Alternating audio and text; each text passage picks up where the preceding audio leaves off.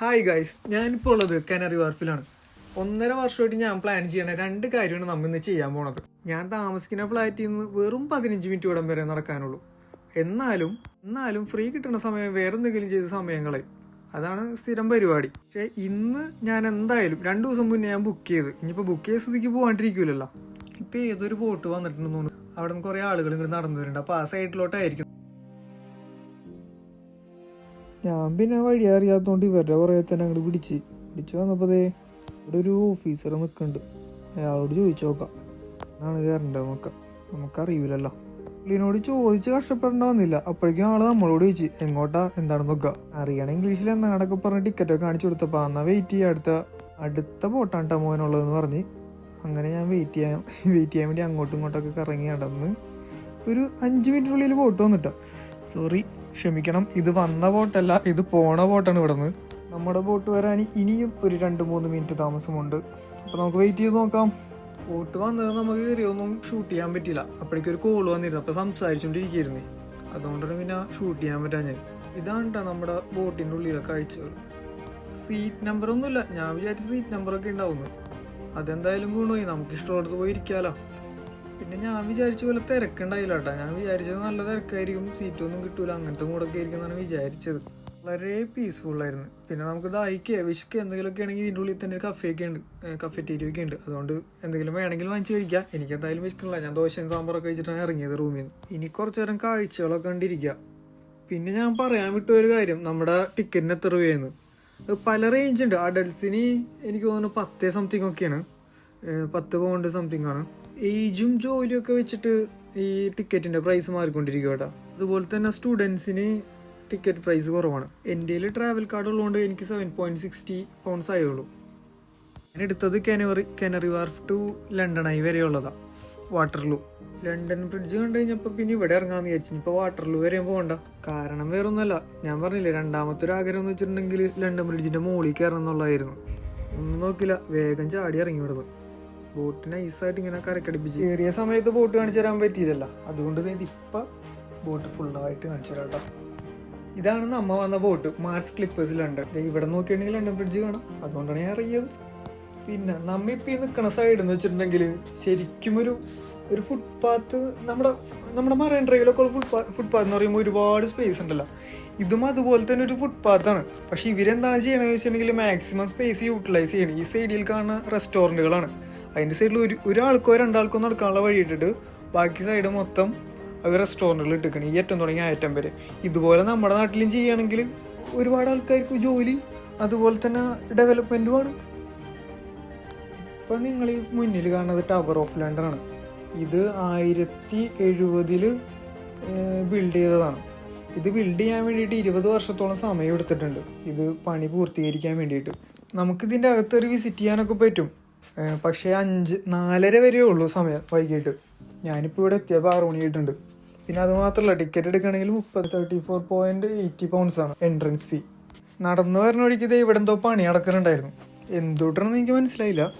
ഞാനെന്തായാലും London bridge target ചെയ്ത് നടന്നുകൊണ്ടിരിക്കുകയാണ്. ഇവിടെ നിന്ന് ഇനി ഒരു മിനിറ്റ് കൂടെ നടക്കാനില്ല, കഷ്ടിച്ച്. ഇവിടെ നിന്നാ കാണാം നമുക്ക്. ഞാൻ ഓൺലൈനിൽ നോക്കിയപ്പോഴേ എനിക്ക് അതിൻ്റെ മുകളിൽ ഒരു ഗ്ലാസ് ബ്രിഡ്ജ് ഉണ്ട്, അതുമ്മ കയറാൻ വേണ്ടി ഞാനിപ്പോൾ പോണത്. ഓൺലൈനിൽ നോക്കിയപ്പോൾ ടൈം കഴിഞ്ഞിട്ടുണ്ട്, ബുക്കിംഗ് ടൈം. എന്തായാലും ഇവിടം വരെ വന്നതല്ലേ, ഇനി ഒന്ന് അതിൻ്റെ ബ്രിഡ്ജും കൂടെ അങ്ങോട്ട് നടന്നിട്ടൊക്കെ തിരിച്ച് ഫ്ലാറ്റിലോട്ട് പോകാനുള്ള പ്ലാനിൽ പോയിക്കൊണ്ടിരിക്കുകയാണ്. ഇതെന്നാൽ കപ്പലണ്ടിയാണ്, എന്തൊന്നും മനസ്സിലായില്ല കേട്ടോ. കപ്പലണ്ടി തന്നെയാണ്. ബുക്കിംഗ് ടൈം കഴിഞ്ഞുകൊണ്ട് തന്നെ കയറാൻ പറ്റുന്നുള്ള പ്രതീക്ഷ ഒന്നും ഉണ്ടായിരുന്നില്ല. എന്തായാലും അങ്ങോട്ട് നടന്ന് അവിടെ എത്തിയപ്പോഴാണ് കാണുന്നത് അവിടെ ഒരു ഓഫീസ് ഉണ്ട്. ഞാനിവിടെ ആകെ 2-3 പ്രാവശ്യം ഈ ബ്രിഡ്ജുമ്മ വന്നിട്ടുള്ളൂ. അപ്പോഴൊന്നും ഞാൻ ഓഫീസ് ശ്രദ്ധിച്ചിട്ടില്ല, അതിൻ്റെ ആവശ്യം ഉണ്ടായിരുന്നില്ലല്ലോ. അപ്പം അത് കണ്ടപ്പോഴാണ് അവിടെ ചെന്ന് നൈസായിട്ട് ഞാൻ ചോദിക്കാമെന്ന് വിചാരിച്ച് ചെന്ന്. ഇനി എങ്ങാനും ബിരിയാണി കൊടുത്താലോ അല്ലേ.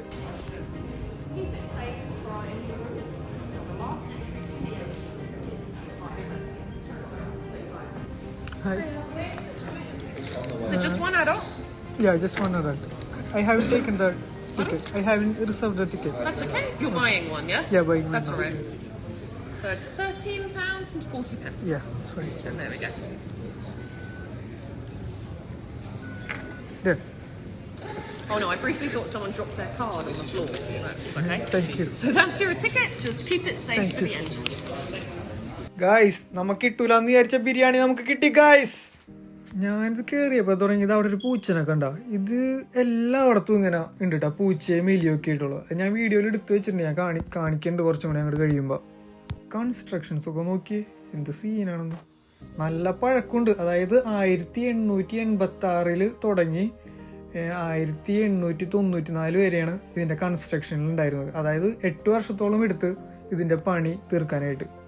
അങ്ങനെ നോക്കുമ്പോൾ തന്നെ ഒരു 120 വർഷത്തോളം, ഏകദേശം 120-125 വർഷത്തോളം പഴക്കമുണ്ട്. നമ്മൾ പുറത്തുനിന്ന് കാണുമ്പോൾ ഇത്രയും സംഭവങ്ങൾ ഇതിൻ്റെ ഉള്ളിലുണ്ടെന്നുള്ളത് നമ്മൾ ഒട്ടും പ്രതീക്ഷിക്കൂല കേട്ടോ. അല്ല, അത് മാത്രമല്ല ഇത്രയും സ്പേസ് ഇതിൻ്റെ ഉള്ളിലുണ്ടെന്നുള്ളതും പുറത്തുനിന്ന് കാണുമ്പോൾ നമുക്ക് മനസ്സിലാവില്ല.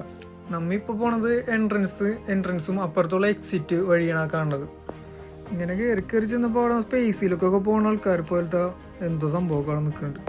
എനിക്ക് എന്താണെന്നൊന്നും മനസ്സിലായില്ല. ഞാൻ പിന്നെ അധികം വായിച്ചു നോക്കാന്നില്ല. എൻ്റെ ഉദ്ദേശം ഇതല്ല. എനിക്ക് മുകളിൽ പോയി ഗ്ലാസ് ബ്രിഡ്ജുമ്പോൾ നടക്കണ വീഡിയോ എടുക്കേണ്ടത്. പിന്നെ ഇത് എന്താണെന്നൊക്കെ അറിയണം എന്നുള്ളവർക്ക് ഒന്നുമില്ലെങ്കിൽ അവിടെ എഴുതി വെച്ചിട്ടുള്ളത് വായിച്ചാൽ മതി. അല്ലെങ്കിൽ അവിടെ ഒരു മാം നിൽക്കുന്നുണ്ട്, ആ മാമിനോട് ചോദിച്ചാൽ ഞാൻ എക്സ്പ്ലെയിൻ ചെയ്ത് കൊടുക്കണ്ടായിരുന്നു അവിടെയുള്ള ആളുകൾക്കൊക്കെ. ഓക്കെ, നമുക്കെന്തായാലും മുകളിൽ ഗ്ലാസ് ബ്രിഡ്ജിലോട്ട് അങ്ങോട്ട് നടക്കാം. പിന്നെ കുറേ ഇങ്ങനെ സ്റ്റെപ്പ് കയറണ്, കിതക്കുന്നുണ്ട് നൈസായിട്ട്.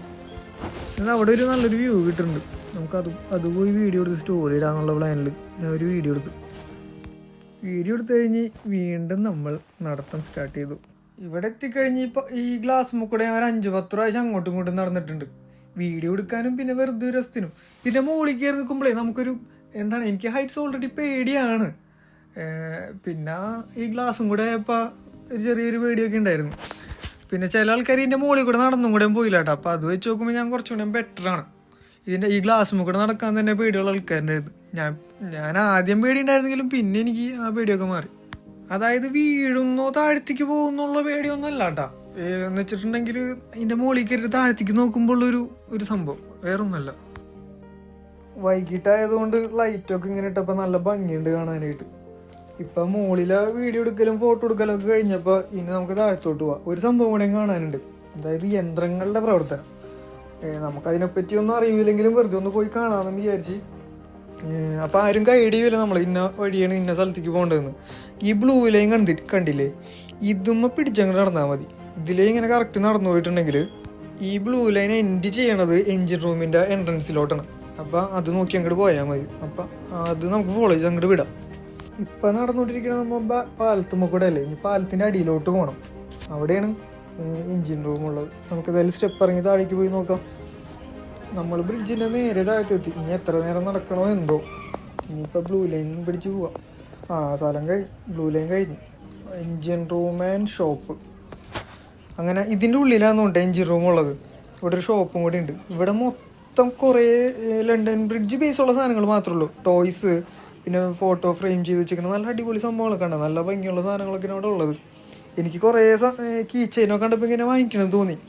പിന്നെ ഇപ്പോൾ വാങ്ങിക്കാത്ത വേറൊന്നുമല്ല, നാട്ടിലേക്ക് പോകുന്ന സമയമാകുമ്പോൾ വാങ്ങിക്കാമെന്ന് വിചാരിച്ച്. വെറുതെ വാങ്ങിച്ച് വെച്ചിട്ട് കാര്യമില്ല ഇപ്പോഴേ. അപ്പോൾ ആ ടൈം ആകുമ്പോൾ എന്തായാലും പർച്ചേസിംഗ് ഒക്കെ ഉണ്ടാവും. അപ്പോൾ ആ ടൈമിൽ വാങ്ങിക്കാം.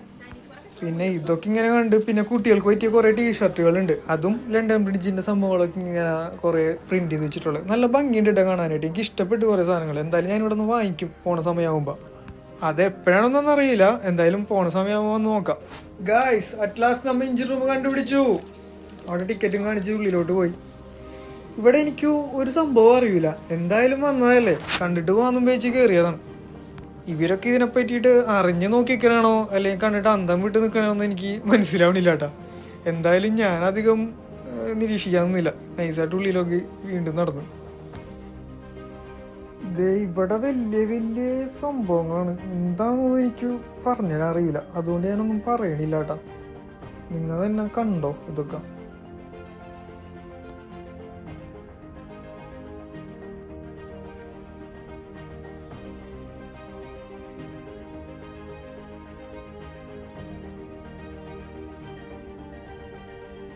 ഇവിടെ വലിയൊരു എൻജിൻ കാണാം, എന്താണെന്ന് അറിയില്ല. പുറത്തേക്ക് ഇറങ്ങിയാൽ വേഗം. താങ്ക് യു ഫോർ വിസിറ്റിംഗ് കുറേ ലാംഗ്വേജിൽ എഴുതി വെച്ചിട്ടുണ്ട്. പുറത്തേക്ക് ഇറങ്ങി കുറച്ച് നേരം ഇവിടെയൊക്കെ അങ്ങോട്ട് ഇരുന്ന് ഒരു വൈബൊക്കെ എടുത്ത് ഞാൻ നൈസായിട്ട് ഫ്ലൈറ്റിലോട്ട് തീർത്തി. ഇനിയിപ്പോൾ നമുക്ക് അടുത്തൊരു വീഡിയോ ആയിട്ട് പിന്നെ കാണാം. ബൈ.